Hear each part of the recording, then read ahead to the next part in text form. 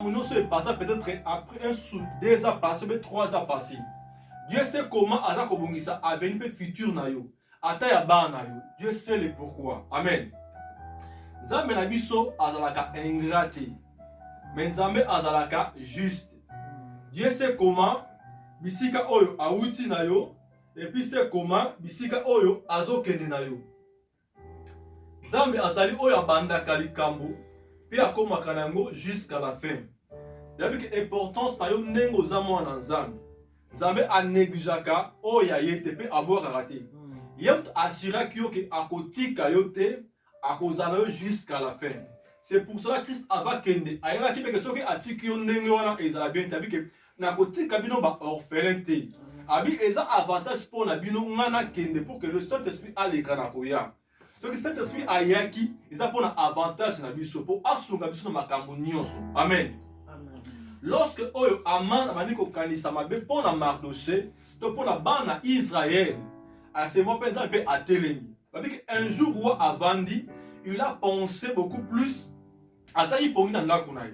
La personne qui a fait que roi Azan a pongi il a beaucoup plus Nzambe. Amen. Roi Boutouma à l'alité. Na kozanga pongi na yona abi azwa kaya souvenir ata la makambo le kakala.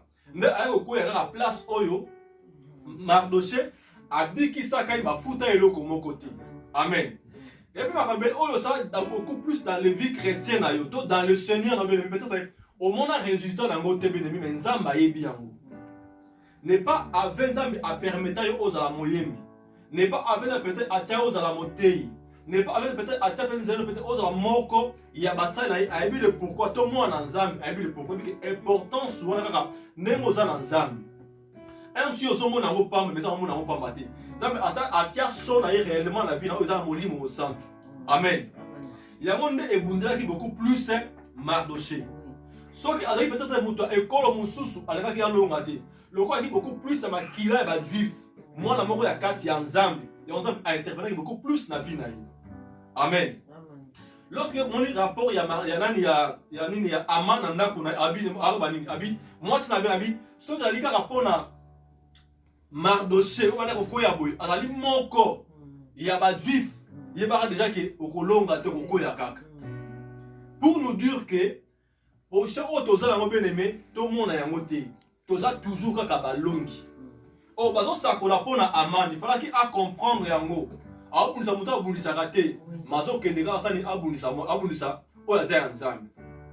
Koza mwana Nzambe bien aimé elongoli maladi kat na bisote. Elongoli bitumba réellement la vie na bisote. Et l'homme est chef de pour nous dire toujours que tout ça toujours kakana et l'homme. Peu importe les circonstances, peu importe les situations comme la biso, tu vas toujours intervenir pour la biso. Amen. Abraham dans son vie, comme on a été stérile, mais Dieu toujours l'appelé, toujours papa et multitude.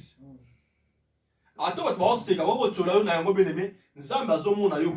dire, amen. Yango bike to bokoma ki ba oya Nzambe na volonté na biso te, na makila te, na volonté ya batu te mais na volonté ya Nzambe.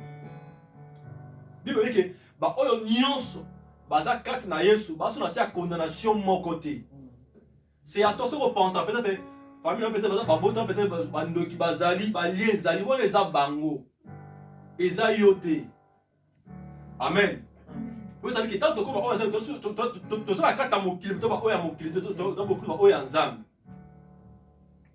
Bien aimé nangi on se réjouir ndemo za la kamwa na Nzambe. Ko lo a beaucoup plus à penser na yo négatif na vie na yo. Pour ceux oyo zo au côté na kati réellement ya bergerie en Nzambe. Et ça un peu difficile et ça impossible pour te le beaucoup plus à toucher yo. Ce que Nzambe yemoko à permettre ya moté. Pour ce qui était là comme côté ya mutuya oza mwana Nzambe. Donc il faut rappeler biso bele mena pourquoi lelo to se contacter beaucoup plus ndenge to yebai. Mardoché va ça va complot pour na ye. À moins que le constater pour na ye beaucoup plus il fallait les gars Nzambe. Tant pas que comme ça Esther likambwana. Même Esther yemo amona ki incapable de ko sunga peut-être peuple juif amona ki ya voter. Mais Mardoché a ça qui est boyabi, sauf qu'il au intervenir dès mais pas que Nzambe besoin d'une femme à quoi intervenir pour na biso. Mais M sur place on aux amours de sous-souté. Ça veut dire quoi? bituma na biso tolinga te. Il y a quelqu'un qui a intervenir pour na biso.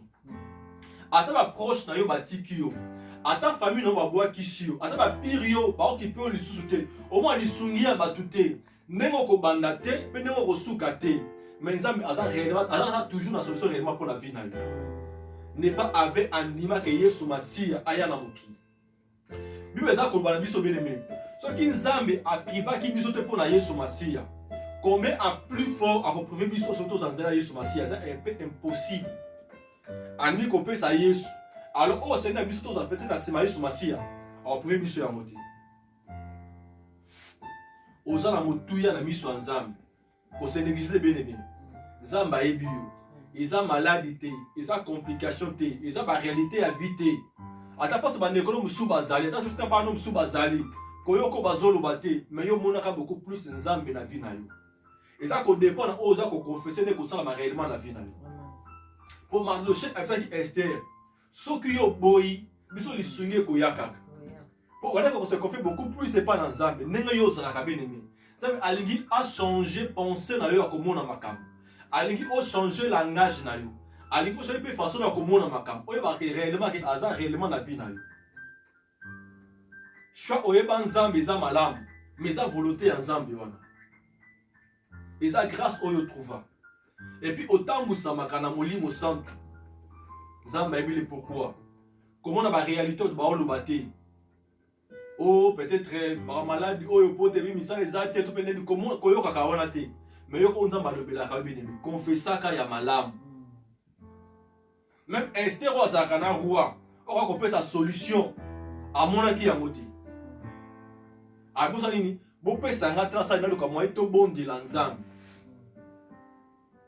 Bien-aimé, le kolo za Nzambe, peu importe ba loi o etia bata na mboka oyo. Ata ba ordonnance o ba vota, ata ba article ba tia. Mais pour la Nzambe za capable ya ko changer yango. E bangisa yo te so za pene na bien-aimé azuli ka moko boyi. Ye azaye, yo poza yo. Pour makambo oyo sala Nzambe, mamsu ba sala yango te. Mais tant Mardochée a fukamela Aman, parce que fukamela bango. Mais Mardochée a dit oh na niye andima to oh na niya samela. Donc li kama mutu mon côté, to pe ko yo kite to pe yo monte pe e bangisa yo. Mais ba position oyo za beaucoup plus c'est pas dans Nzambe. Ya mo ne pesa yo makasi. Ya mutu ya po yebika ka Nzambe wana. Moi si Aman si Aman abi so que zali ka Mardochée zo bundisa. Azali moko ya ba race ya ba juif. Yeba ko olonga te. Asa yebi déjà. Mais ozala ka moko ya kati ya ilanga na Nzambe. Obenga makamwa na Nzambe. Nzambe abetela ka yo tolo. Ti atala ka mukila abetela ka yo tolo. Amen. Pour Job avant Nzambe azwa beaucoup plus à permettre de à toucher pour Nzambe abetela ka yo tolo. Mais biso na avocat biso ka peme na Yesu ba peme na Nzambe Yesu Masia. Ko se négliger na eloko mon côté. Nzambe alingi a faire peut-être ko réveiller conscience na yo. Ata li kamne comme na ndaku na yo. Ata na mwasi, ata pour na bana yo. Ata peut-être pe so moi rejet moko bien mais ko bange eloko mon côté. Yo confesser réellement que ngana zalaka na Nzambe. Pour amana ça qui n'est pas lettre. Et pendant que peut-être dans la mboka, nous permis que réellement il faut pas exécuter réellement pas juif. Et c'est ça la magie. Mais la finalité nous avons sur ça qui va. N'est pas avec Zamba bengayo. N'est pas avec Zamba ponayo. N'est pas avec Zamba alingi azalana yo benemi. Azomona yo ozobanga réalité ya mokili. Azomona ozobanga beaucoup situation mo kezo kene le benemi. Koza ensemble loko mokote. Comment peut oza na ngote? Peut-être mbongo na luka somo na ngo bosenga eza ebele na kokisa ngo kan oza prendre beaucoup plus ya Nzambe n'est pas avec la bonne chose que bon mi tungisa matin pour na lobby ngana na comprendre soin na yango. Jésus Christ avant ya kende après comme ça ba connaît bien aimé beaucoup plus la parabole té pour pas comprendre ba tu le mais pourquoi je reçois la parabole té to comprendre abi pour pas comprendre. Jésus, tant que vous avez parabole, alors que vous avez dit que vous avez dit que vous avez dit que vous avez dit que vous avez dit que vous avez dit que vous avez dit que vous avez dit que vous avez dit que vous avez dit que vous avez dit. Ce qui est arrivé, biso peut-être conscience na biso pour aza na posa na biso. Soit tiko dans l'ignorance peut-être on se perdre. Alingi oyeba position za la kanango. Ça position pas en bas.